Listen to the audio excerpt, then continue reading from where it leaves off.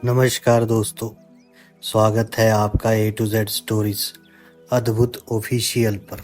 साधु संत फकीर गुरु रहबरों की सदा ही जय जयकार। जब कनीफा नाथ को इस बात का स्मरण हुआ, उन्हें बताया गया गुरु गोरखनाथ जी द्वारा कि गुरु जालंधर नाथ जी को कैद कर लिया गया है। तब वो सारे ही योगियों को साथ लेकर उस तरफ रवाना हुए।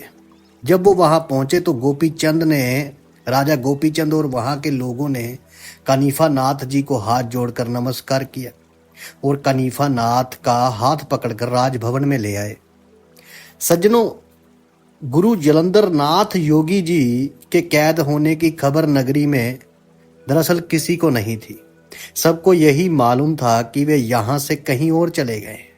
अब अपने गुरु के अचानक चले जाने की खबर सुनकर राजमाता मैनावंती, जो कि राजा गोपीचंद की माता थी, अब उनको जब इस बात का पता चला तो वो बहुत अधीर हुई।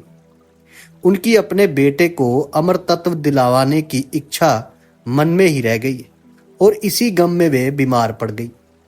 जब राजा गोपीचंद ने अपनी माता की बीमारी का कारण जानना चाहा तो मैनावंती बोली कि मैं योगी जालंधर नाथ जी से तुझे अमरता का वरदान दिलवाना चाहती थी, पर तूने तो उनका आशीर्वाद तक प्राप्त नहीं किया अभी तक। बेटा, चिंता मत करो, मैं मरूंगी नहीं।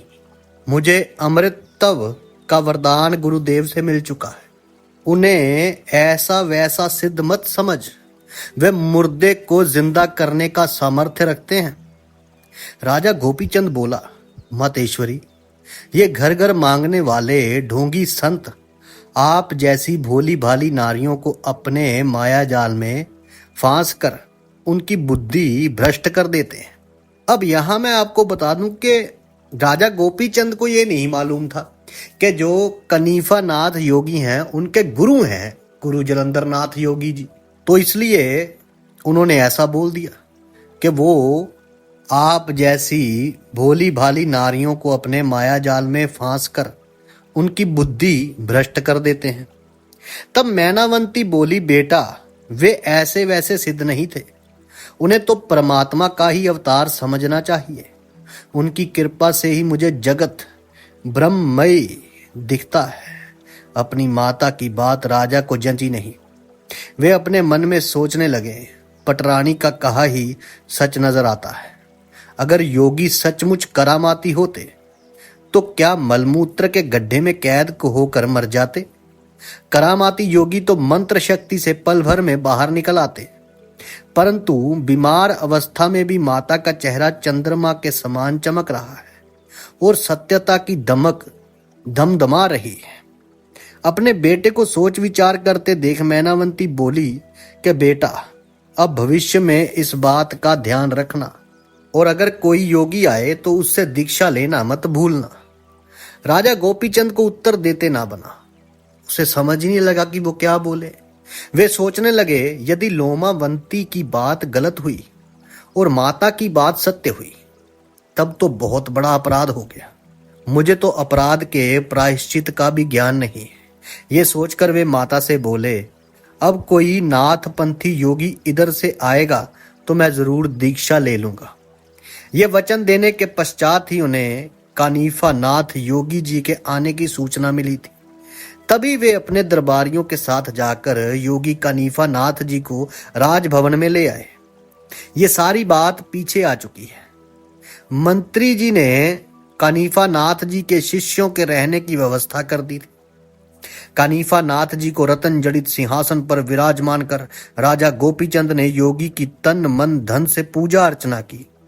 जब मैनावंती को पता चला कि मेरा बेटा कनीफा नाथ योगी को राजभवन में ले आया है तो वे अपनी शैया से उठकर राजभवन में आ पधारी, जहां कनीफा नाथ सिंहासन पर विराजमान थे। जब कनीफा नाथ का राजभवन में अधिक आदर सत्कार हो गया तब मैनावंती कनीफा नाथ के नजदीक आई और हाथ जोड़कर चरण रज लेकर प्रणाम किया। इसके उपरांत प्रार्थना के स्वर में बोली, हे योगीराज, मेरे अहोभाग्य जो आप इस नगरी में पधारे। अब से लगभग 12 वर्ष पूर्व यहाँ एक योगी राज गुरु जलंधर नाथ आए थे, जिनके सर के ऊपर घास का गट्ठर अदर रहा करता था। उन्होंने मेरी कितनी ही परीक्षाएं लेने के उपरांत दीक्षा देकर अपनी शिष्या बनाया था और मेरे सिर पर हाथ रखकर अमृत तब प्रदान किया था। और जब से वे चले गए हैं तब से उनके दर्शन नसीब नहीं हुए। कनीफा नाथ बोले, आपने भी उनकी कोई सुध नहीं ली और ना ही उन्हें तलाश किया। इतना सुनकर मैनावंती बोली, वे तो मुझे बिन बताए ही कहीं चले गए। मेरी तो मनोकामना भी मन में ही रह गई। मैं तो अपने बेटे गोपी चंद को उनके चरणों में डाल अमृत तब दिलवाती। राजमाता की बात सुनकर कनीफा नाथ बोले, माता, हम दोनों के गुरु जलंधर नाथ योगी ही हैं। वे अब भी आपके राज्य की सीमा में ही हैं। जब आपने उनकी सुध नहीं ली तो मैं गुरु जी को खोजता हुआ आपकी नगरी तक आ पहुंचा हूं। और जो राजा गोपीचंद था वे पास में ही बैठा था। कनीफा नाथ जी की बात सुनकर उसका मुख पीला पड़ गया। मैनावंती बोली, ये तो समझ से बाहर है कि गुरुजी इस नगरी में हैं और किसी को उनका पता नहीं। कनीफा नाथ बोले कि माता जी, आपके बेटे ने ही उन्हें छुपा रखा है। यदि मेरी बात पर आपको विश्वास नहीं है तो अपने पुत्र से ही पूछ कर देख लो। पूरी जानकारी हासिल करके ही मैं उन्हें यहाँ ढूंढने आया। फिर राजा गोपीचंद जी की तरफ देखकर बोले कि राजन, अब तो बता दो कि आपने हमारे गुरुदेव को कहाँ छुपा रखा है। राजा गोपीचंद को अपनी चोरी पकड़े जाने का काफी दुख हुआ। उनसे कोई उत्तर नहीं दिया गया। तब मैनावंती ने ही पूछा, यदि तुमसे कोई भूल हुई है तो बता तो सही, उत्तर क्यों नहीं देता। राजा गोपीचंद की तो बुद्धि ही मानो खो गई थी। उनके मुंह से कोई बात नहीं निकली। उन्हें लज्जित होकर अपनी गर्दन झुका ली। अपने बेटे की करतूत सुनकर मैनावंती को बड़ा दुख हुआ। पुत्र होकर माता को धोखा दिया। ना मालूम इसने मेरे गुरु का क्या अनिष्ट किया होगा। वे आंखों में आंसू भरकर बोली, बेटा शीघ्र बता मेरे गुरु को कहाँ छिपाया है। तब मजबूर होकर राजा गोपीचंद को सारा हाल बताना पड़ा। वे गिड़गिड़ाकर कनीफा नाथ जी के कदमों में गिर पड़े और क्षमा याचना करते हुए बोले, मुझसे बहुत बड़ा अपराध हो गया। उसे किसी प्रकार क्षमा करके मुझ पर दया करो। अपने बेटे के मुख से ऐसी बात सुनकर मैनावंती सन्नाटे में आ गई और उसने अपना माथा पीट कर रोना शुरू कर दिया। तब कनीफा नाथ ने उन्हें तसल्ली देते हुए कहा कि माता जी, घबराना व्यर्थ है। मेरे गुरुजी ने सैकड़ों लोगों को अमृत तब प्रदान किया। उन्हें हानि पहुंचाने की शक्ति ब्रह्मा में भी नहीं है। वे जहां भी होंगे आराम से रहकर अपना कार्य कर रहे होंगे।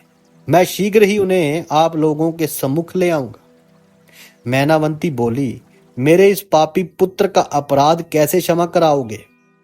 मैनावंती की बात सुनकर कनीफा नाथ बोले, कुकर्म तो इन्होंने ऐसा किया है कि इनका राजपाट सब भस्म कर देना चाहिए। परंतु हम संतों का कार्य अनिष्ट करना नहीं है। लेकिन गुरु जी का गुस्सा बहुत अधिक है। वे क्या कर बैठे ये मैं कैसे कह सकता हूँ। गुरु कनीफा नाथ जी की बात सुनकर राजमाता फिर से रोने लगी और हाथ जोड़कर बोली, हे मेरे दयालु गुरु भाई, गुरु जी के कोप से इसे बचाने की आप कोई ना कोई व्यवस्था अवश्य करें, वरना इसकी 12 रानियों और 16 कन्याओं का जीवन नष्ट हो जाएगा। रानी मैनावंती के नम्र स्वभाव के कारण और अत्यंत प्रार्थना करने पर कनीफा नाथ ने वचन दिया कि मैं आपके बेटे को बचाने की पूरी कोशिश करूंगा। कनीफा नाथ जी ने राजा गोपीचंद के 5 पुतले उनकी आकृति के अनुसार तैयार करवाए।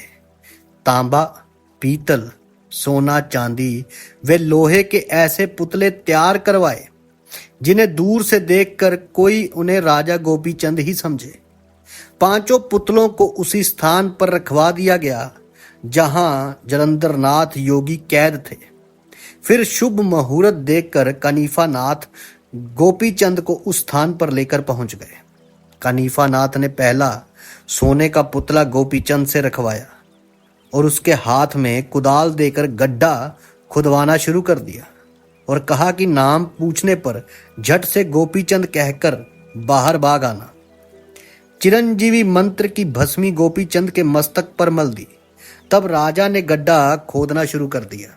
बाहर की आवाज सुनकर गड्ढे में से आवाज आई, इस गड्ढे को जो खोद रहा है वे अपना नाम बताए। इसके उत्तर में राजा ने कहा कि मैं राजा गोपीचंद हूं महाराज।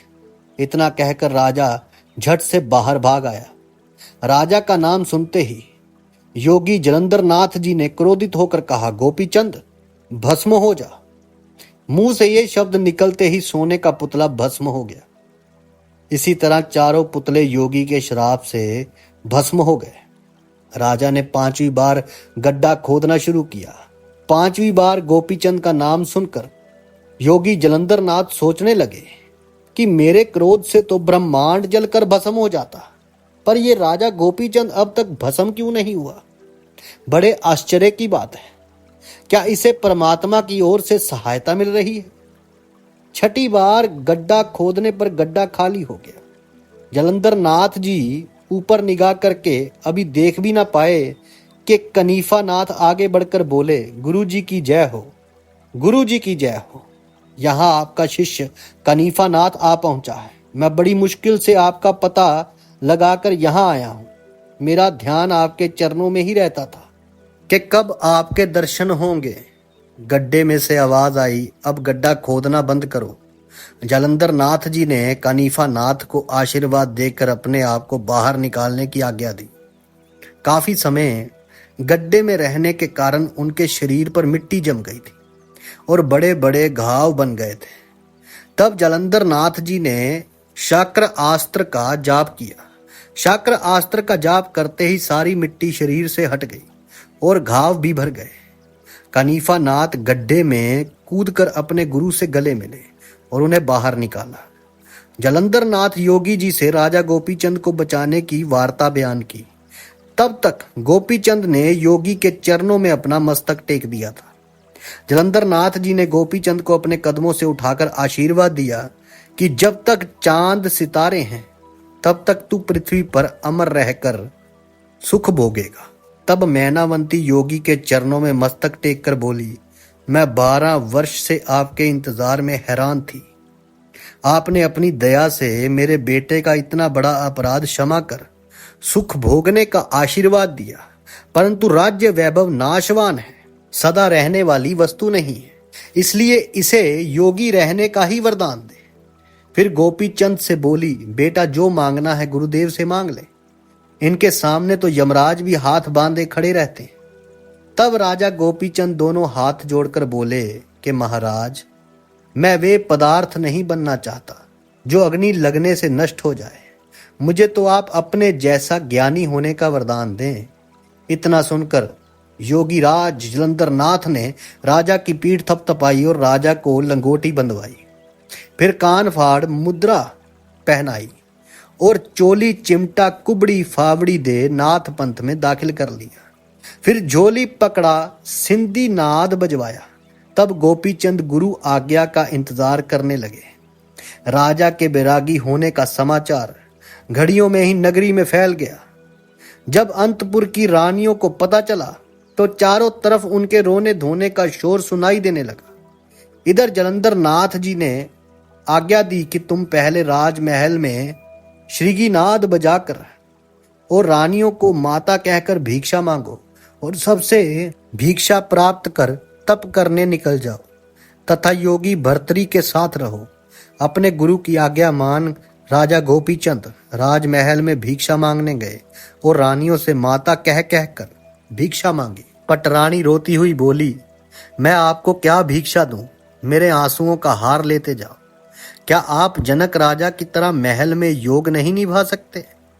हमें कुछ नहीं चाहिए, बस आपके दर्शन करके जी लेंगी।